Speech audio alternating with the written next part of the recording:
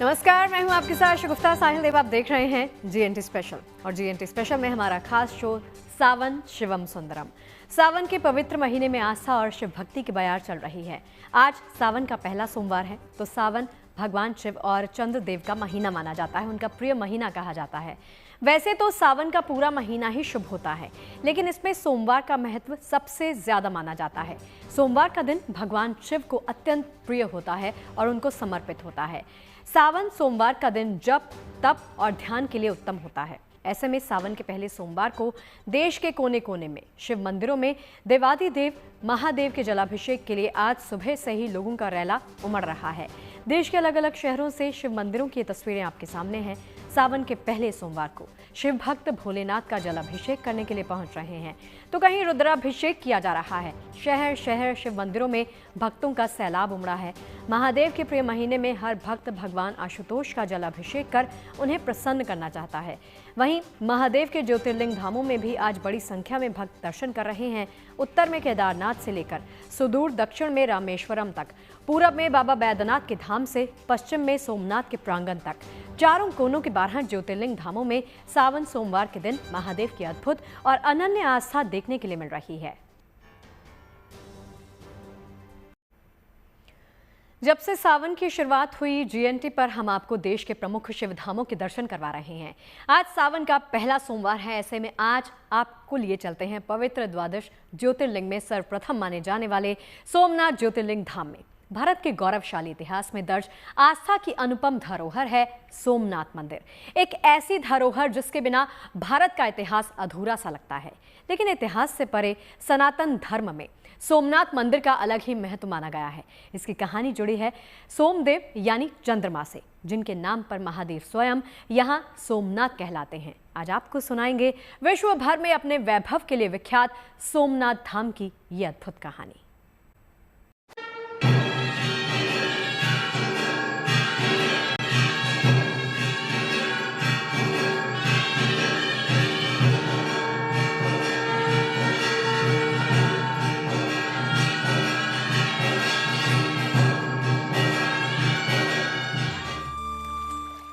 सौराष्ट्र के प्रभास तीर्थ क्षेत्र में सागर के तट पर आस्था की लहरों के बीच शान से विराजमान है सोमेश्वर महादेव।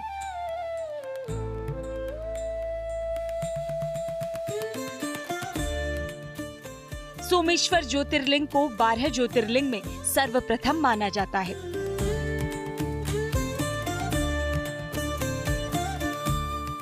ऋग्वेद से लेकर स्कंद पुराण और श्रीमद् भागवत से लेकर महाभारत तक हिंदू धर्म के ग्रंथों में सोमनाथ मंदिर के महत्व का उल्लेख मिलता है।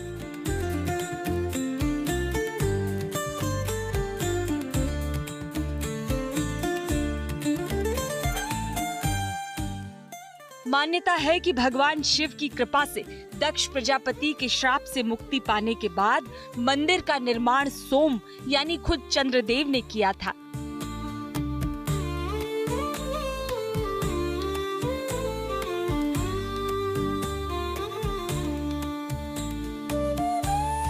हमारे वहाँ स्कंद पुराण में श्री सोमनाथ महादेव की स्थापना एवं इनके महत्व के बारे में बहुत ही विस्तार पूर्वक बात कही गई है। हमारे सनातन धर्म के पुनर्जीवित करके पुनर्स्थापन करने वाले जगत गुरु शंकराचार्य ने द्वादश ज्योतिर्लिंग पर जो श्लोक रचा, उसमें उन्होंने शुरुआत में ही कहा कि सौराष्ट्रे च सोमनाथम, सबसे पहले सोमनाथ ज्योतिर्लिंग का उन्होंने उल्लेख किया। पौराणिक कथा के अनुसार चंद्रदेव यानी चंद्रमा का विवाह राजा दक्ष की 27 बेटियों से हुआ था, लेकिन चंद्रदेव को उन पत्नियों में सिर्फ रोहिणी से लगाव था। बाकी बेटियों ने जब अपने पिता को इस भेदभाव के बारे में बताया तो राजा दक्ष ने चंद्रदेव को शाप दिया कि अब से हर दिन उनका तेज क्षीण होता रहेगा। दक्ष के शाप से चंद्रमा का तेज हर दिन घटने लगा। शाप से मुक्ति के लिए चंद्रदेव ने घनघोर तपस्या कर भगवान शिव को प्रसन्न किया और शाप से मुक्ति पाई। शाप मुक्ति के बाद चंद्रदेव ने अन्य देवताओं के साथ मिलकर प्रार्थना की कि भगवान शिव माता पार्वती समेत वहीं निवास करें।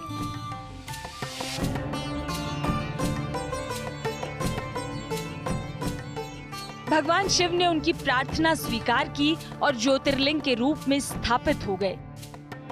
चंद्रमा का एक नाम सोम भी है, इसलिए इस ज्योतिर्लिंग का नाम सोमनाथ पड़ा।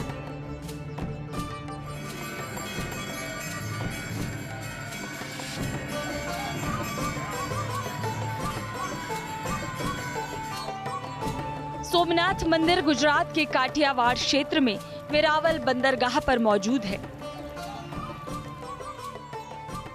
इतिहास के पन्ने बताते हैं कि सोमनाथ मंदिर को अब तक 17 बार नष्ट किया जा चुका है, लेकिन इसे हर बार फिर से बनाया गया। हर बार पहले से भव्य, पहले से दिव्य।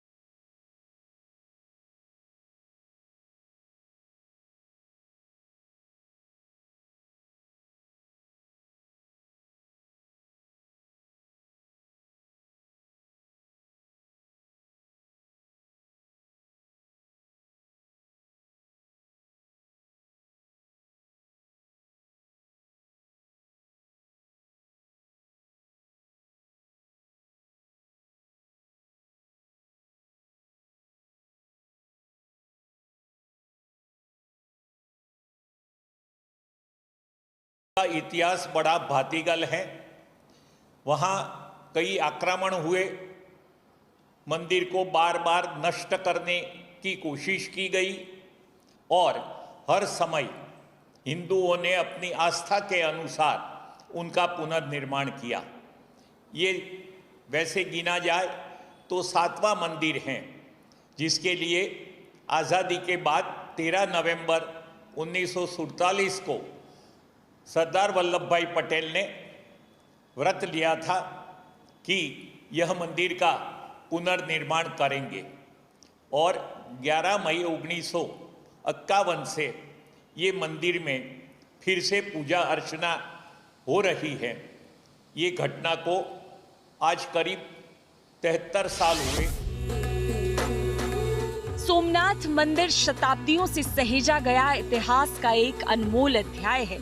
इसके प्राचीन गौरव को पुनर्जीवित करने के लिए हाल के सालों में सोमनाथ ट्रस्ट ने मंदिर का जीर्णोद्धार और कई नए निर्माण करवाए हैं।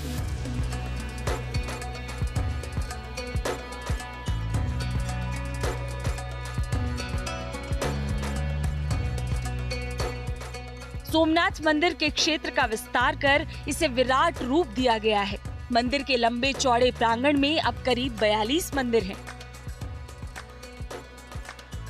जिनमें माता पार्वती, लक्ष्मी, गंगा, सरस्वती और नंदी की मूर्तियां स्थापित हैं।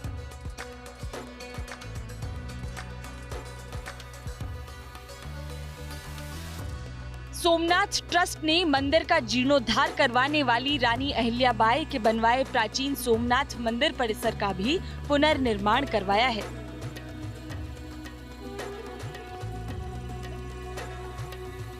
आज यदि आप सोमनाथ मंदिर के प्रांगण को देखें तो यकीन नहीं कर पाएंगे। विध्वंसक इतिहास के थपेड़ों का एक भी निशान यहाँ आज बाकी नहीं दिखता।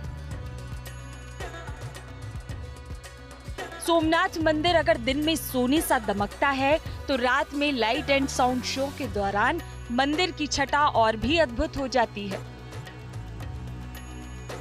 यानी एक प्रमुख धर्म स्थल होने के साथ साथ सोमनाथ मंदिर अब पर्यटन, आध्यात्म और इतिहास का अनूठा संगम बन चुका है। सोमनाथ प्रांगण में दूर से ही दिखाई दे जाती है मंदिर को निहारते लौह पुरुष सरदार वल्लभ भाई पटेल की प्रतिमा। सरदार पटेल ने ही आखिरी बार मंदिर को फिर से बनवाने की शुरुआत की थी। आज मौजूद सोमनाथ मंदिर देश को उन्हीं की देन है। मंदिर का ये स्वरूप कभी साकार न हो पाता अगर देश के पहले उप प्रधानमंत्री सरदार वल्लभ भाई पटेल ने उस दिन वो प्रतिज्ञा न ली होती। 13 नवंबर 1947 को एक विशेष ट्रेन के कोच में सवार होकर पहले जूनागढ़ और फिर वहां से सोमनाथ पहुंचे थे। आजादी के बाद वो पहले बड़े नेता थे जो मंदिर की उस खस्ता हालत को देखने पहुंचे थे। मंदिर की हालत देखकर सरदार पटेल को बेहद ठेस पहुंची थी। उसी दिन मंदिर के पीछे समुद्र का जल अपने हाथ में लेकर लौह पुरुष ने प्रतिज्ञा की कि चाहे जो हो जाए मंदिर का पुनः निर्माण होकर रहेगा। सरदार पटेल मंदिर निर्माण का प्रस्ताव लेकर महात्मा गांधी के पास पहुंचे। गांधी जी ने मंदिर के लिए जनता से धन इकट्ठा करने का सुझाव दिया और देखते ही देखते मंदिर के पुनः निर्माण का काम शुरू हो गया। अयोध्या में राम मंदिर मॉडल का निर्माण करने वाले चंद्रकांत भाई सोमपुरा के दादा पद्मश्री प्रभाशंकर सोमपुरा को मंदिर का आर्किटेक्ट नियुक्त किया गया और 1951 में चालुक्य वास्तुकला शैली में बनकर तैयार हुआ भव्य सोमनाथ मंदिर। 11 मई 1951 को देश के पहले राष्ट्रपति डॉक्टर राजेंद्र प्रसाद ने मंदिर का उद्घाटन किया। सोमनाथ मंदिर ने फिर से अपनी भव्यता को प्राप्त कर लिया। भोलेनाथ अनादि हैं, उनका न आरंभ है न अंत, लेकिन उनका ये धाम इतिहास और वर्तमान के बीच आरंभ और अनंत के चक्र से कई बार गुजर चुका है। हाँ, लेकिन ये जरूर है कि बनने और मिटने के सिलसिले के बीच भी सोमनाथ मंदिर की ख्याति कम नहीं हुई। दुनिया भर से श्रद्धालु सोमनाथ मंदिर की भव्यता देखने हर दौर में पहुंचते रहे। आने के बाद तो मैं कहती हूँ स्वर्ग कैसा होगा, स्वर्ग यही है। सोमनाथ बाबा के बारे में हम लोग हमेशा सुनते आए हैं। मोहम्मद गजनवी ने ऐसा किया था, तोड़ा था, कई बार उसको विशक्त किया, परंतु यहाँ पर आज भी वही अनुभूति होती है जो आज सालों पहले होती थी। बाबा का साक्षात धाम यानी। और अगर यहाँ की फैसिलिटी के बारे में बात करें तो फैसिलिटीज बहुत ही बढ़िया। सबसे पहली बात तो वो समुद्र देख के ऐसा लगता है कि बाबा यहीं कहीं हमको दिख रहे हैं, हर रूप में दिखते हैं। यहाँ के लोग बहुत ही अच्छे, सरल, सहज, कोई किसी से कोई लूट लपाट छीना झपटी नहीं है। आपको जैसे आपके दर्शन करने हैं आप कीजिए। अब तो सोमनाथ मंदिर में हर साल पहुंचने वाले श्रद्धालुओं की संख्या लगभग 1 करोड़ तक पहुंच चुकी है। जो सरकार ने आंकड़े दर्शाए उसमें सोमनाथ मंदिर ऐसा है कि जहां इलेक्ट्रॉनिक कैमरा से जो यात्री आते हैं उनकी गिनती होती रहती है और वहां 97 लाख करीब 1 करोड़ लोग दर्शनार्थे आए और सिर्फ गुजरात से नहीं, भारत से नहीं, पर अनेक देशों में जो भारतीय रहते हैं वो जब भी भारत आते हैं तो उनका सपना होता है कि सोमनाथ का दर्शन करें। अद्भुत है त्रिपुरारी सोमेश्वर का ये धाम, जिसने हजारों साल के इतिहास में कितने ही क्रूर आक्रांताओं के वार झेले हैं।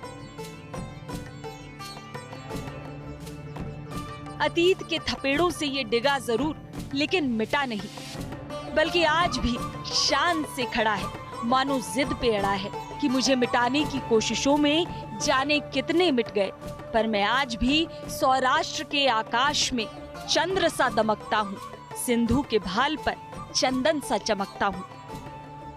Bureau report, good news today.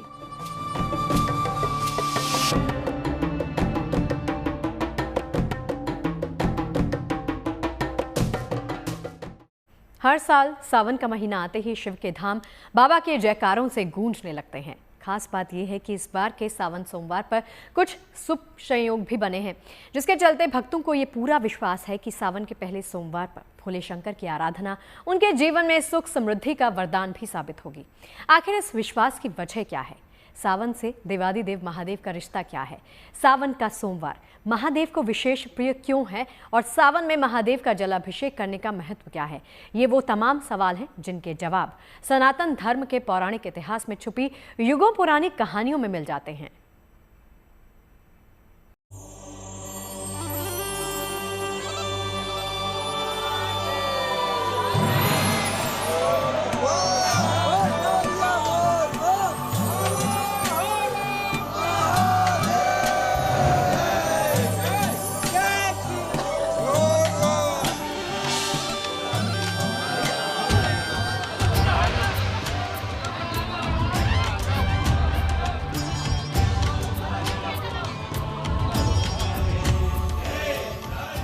हर तरफ बम बम भोले का जय घोष।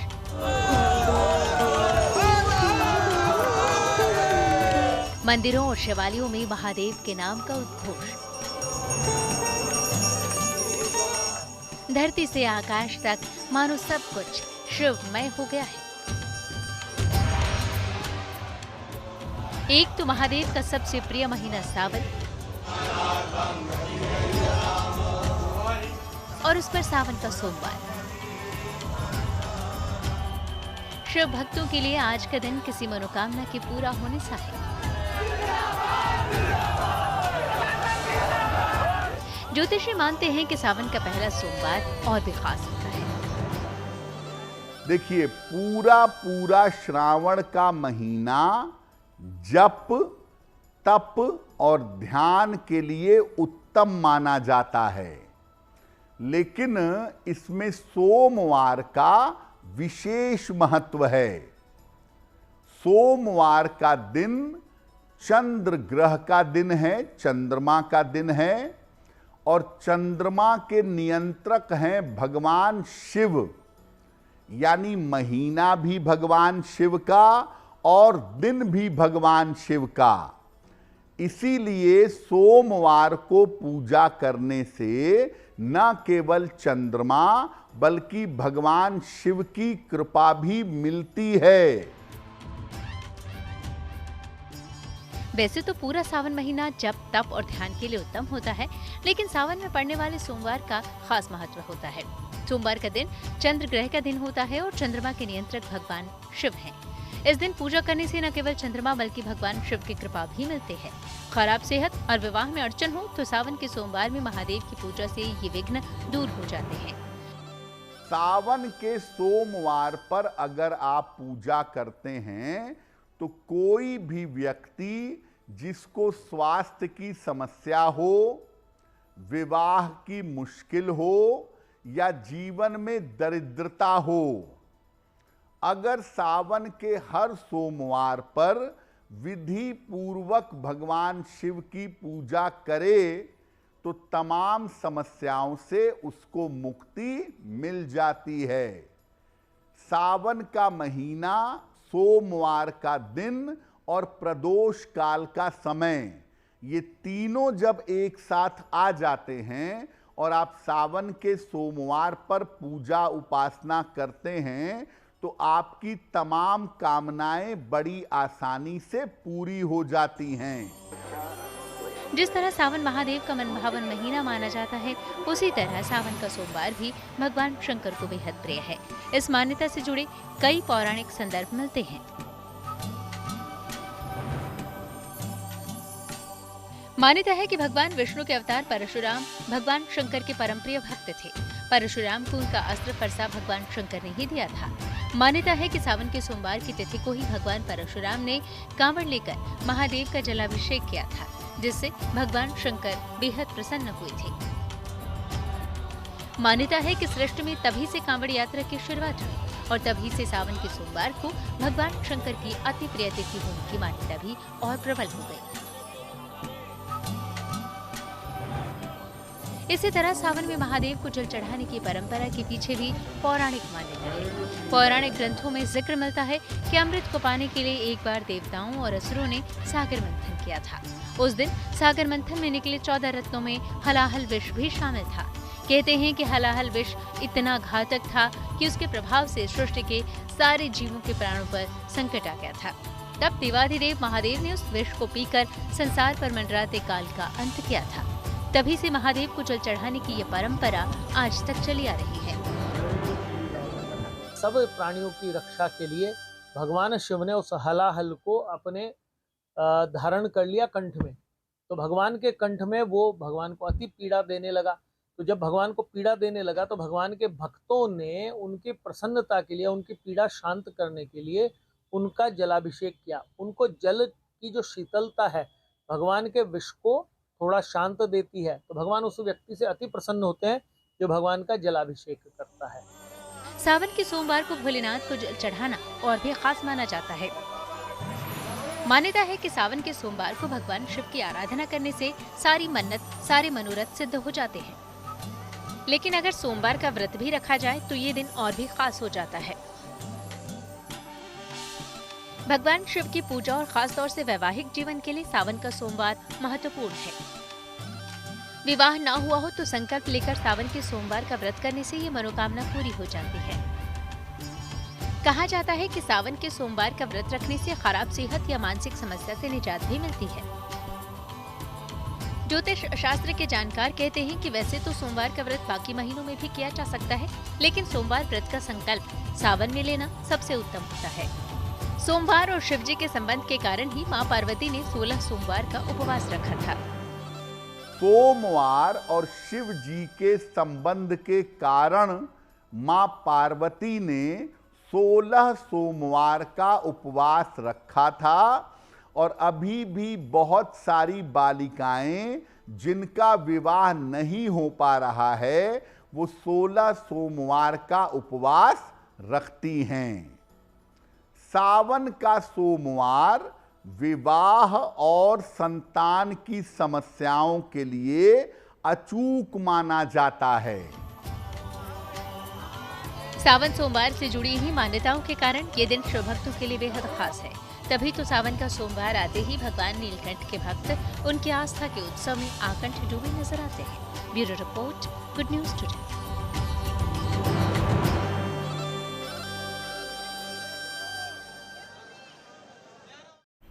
सावन का सोमवार सबसे अलग उत्साह इसी सोमवार में नजर आता है। धर्मनगरी हरिद्वार की तस्वीरें आपको दिखाते हैं, जहां मां गंगा के आंगन में देश के कोने कोने से लाखों कांवड़िए पहुंचे हैं। उनके भगवा वस्त्रों और रंग बिरंगे कांवड़ों का मेला हर की पैड़ी पर आस्था की अद्भुत रंगोली से सज गई है। कांवड़िए पूरे श्रद्धा भाव के साथ मां गंगा की आराधना कर उनसे जल ले जा रहे हैं, ताकि अपने अपने शहरों में जाकर महादेव को ये गंगा जल अर्पित कर सकें, भगवान आशुतोष का अभिषेक कर उन्हें प्रसन्न कर सके। आइए आपको दिखाते हैं हरिद्वार में कैसी है सावन के पहले सोमवार की रौनक। सावन का पहला सोमवार है तो जो स्थानीय लोग हैं, आसपास के दूसरे लोग जो सिर्फ डुबकी लगाने आते हैं, आज उनकी भीड़ बहुत है।